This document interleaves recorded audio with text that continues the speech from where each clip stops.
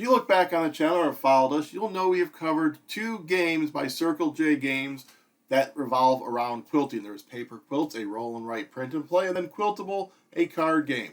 Well, they're releasing another quilting themed game, this time a Christmas themed quilting themed game that's double the themes, and we are going to look at it today. So after the break, I'm going to show you briefly how it plays, and then after that I am going to give you my thoughts on this Christmas themed PNP RAW.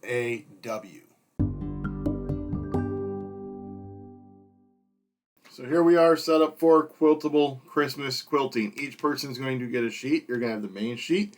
You're going to need 2 dice. Each person's going to need a writing utensil. I am using a wet erase because I have laminated my sheets. Each person then is going to decide how they want to draw to depict the various quilt squares that you'll be putting on your personal quilt. Then the person who most recently gave a gift begins and rolls both dice to start. On your turn, the first thing you're going to do is you're going to choose to roll a die that was selected by the previous player. Obviously, in the first turn, you're not going to do that before you have rolled both dice yourself. But say I am the second player, someone has done this, they have chosen these, and they say, you know what, we'll keep that die, you re-roll this die. I will then re-roll that die. Now I am going to choose one of the blocks that's available to me. I have a 1 and I have a 5. If you look here, this is a 1, a 2, a 3, a 4, a 5, and a 6. It is also denoted on your player board right there. So at this point, I can choose either the star or the Christmas tree to draw into my own personal quilt. Once you draw it, you are then going to trigger the depicted action, which will typically be giving you Christmas cheer, which is endgame points. Then after that, I will choose one of these dice for my opponent to re-roll, and then they will keep the other one. So if I had said you re-roll this one, they would re-roll the 1 and keeping the 5. But so say I had done this, I'm going to do the 5. I am going to look, and I'm going to say draw my Christmas tree, which I've depicted as that. So we'll just draw my Christmas tree right here. For the Christmas tree, every gift block in my quilt would give me 3 cheer. I do not have any yet, so I would not score any points. Had I chosen the 1 is the star. The star actually gives you end of game points based on how many stars you have on your board. When you have the dice rolled, if you do not like either roll, you can always adjust it by using your stocking stuffer. There are 2 spots to do so. At the end of the game, you're going to be getting the points that you've gotten throughout the game from the different blocks, which I'll go over this sheet in more detail here in a second. You're going to be getting 5 points if you're able to complete your quilt, and 5 points for an unopened stocking where you've not used either spot. The game will end when someone has filled all 16 spots in their quilt. At that point, every other person will get 1 more turn. All of your turn thing is depicted right here on your character sheet as well. So let's look at this main sheet in a bit more detail. You'll notice that there's the blocks with the different lines that is noted up here. Your full blocks are for 2 to 4 players. These dotted ones are 3 to 4, and then the ones with the corners are for 4 players. When you selected, so when I had selected that tree, I would have marked off one of these squares. If we were in a 2-player game and all 4 of these had been marked off, I could then instead use one of the 2 adjacent ones if they were filled. So if I wanted to use my 5, I could have instead grabbed a mitten or a candy cane. Had the mittens been filled, if I rolled a 5, I could choose the candy canes or the gift. And it would just keep going on. So if these were filled, then from here I could go up to the mug or the gift. By filling these in is the only way you can get to the mug and the little cradle. And if these were filled, it does wrap. So with a 5, I could come all the way down and get that one. Let's go in a bit more detail onto the scoring options for all of these. So you have your hot chocolate. When you do that, you're going to be scoring 4 points for every combination of a gift and a tree that's in your quilt. They do not need to be next to each other. So if I had my gift down here, this would still be the 4 points, and I could just go 1, 2, 3, and 4. The candy canes, you're going to be scoring points for every adjacent mitten. If you score no points whatsoever, though, you are then going to score a separate set of points. We went over the tree. The tree gives you 3 points per gift. The mittens will score you points per adjacent mitten to that one you drew. Or if you score none, again, you will get a consolation points. The gift, what is going to happen is when you cross off one of the gifts, you are going to come to the Christmas tree and see which gifts are available for your player count. You are then going to choose one. So say I chose the wreath, I would cross that out, and I offer that gift to my opponent. My opponent can accept it and draw it into their quilt, thus triggering its ability, or they can refuse it.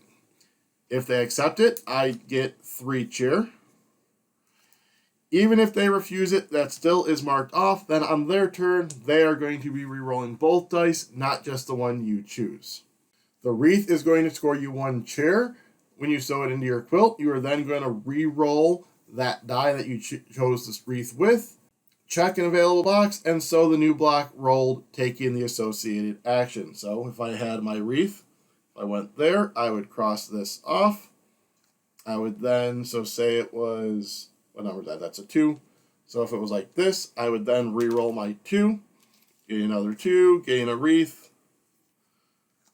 being able to re-roll that die, 5, drawing in my Christmas tree like so. I would have gotten a chair for both of those.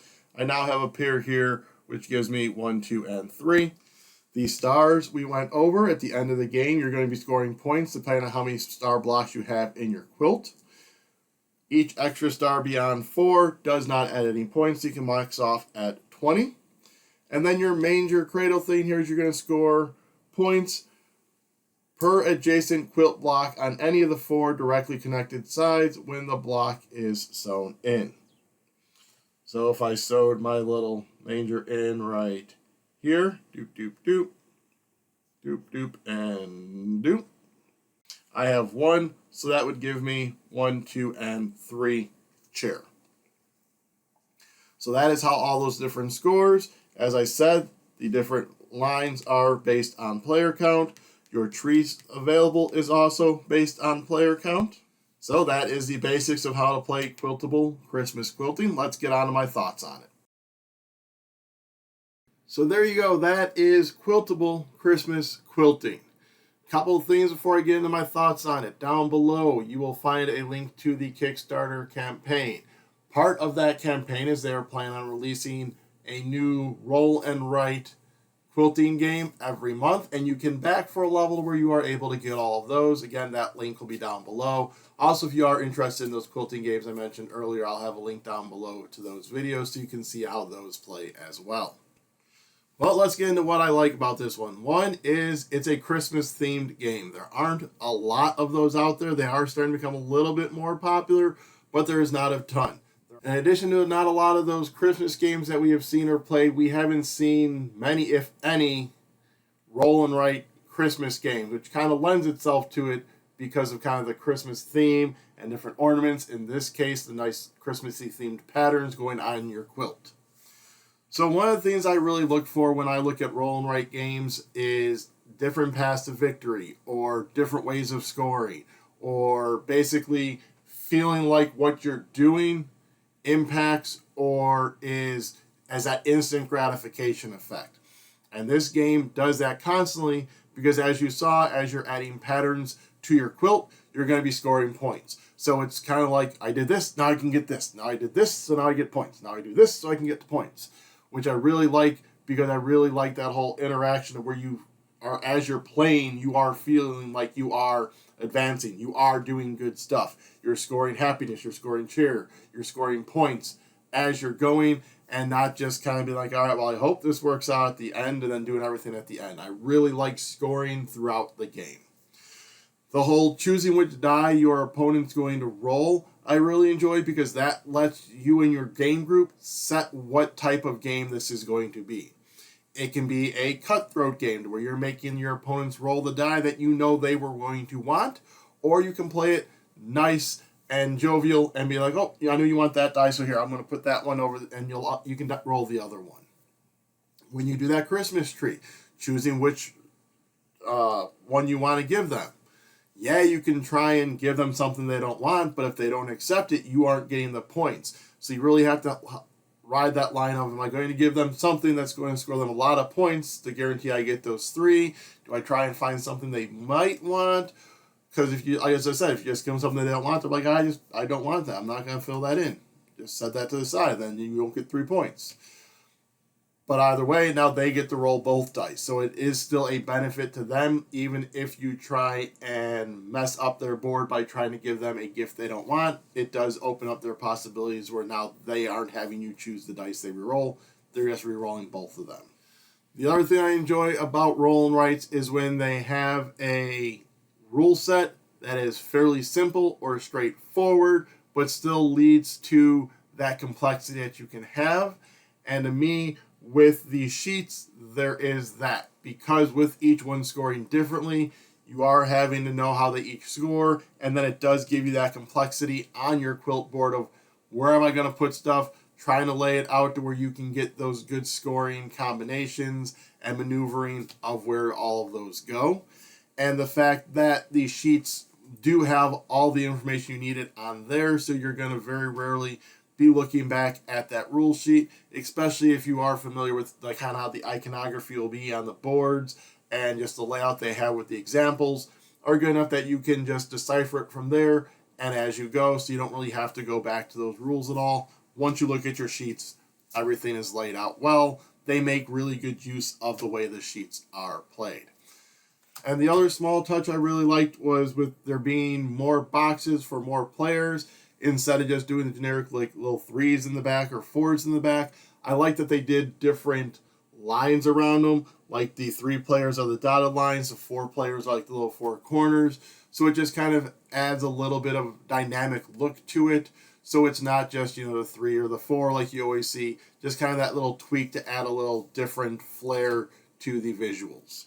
So overall, I would say if you like roll and writes that have those variable scoring conditions, roll and writes that you can choose how you want to play it with your gaming group, either cutthroat or helpful, and if you're wanting that really nice Christmas-themed game to be able to play at Christmas time with family, then this is definitely one you should check out. Again, at that Kickstarter link down below. Alrighty, so until the next one, Merry Merry.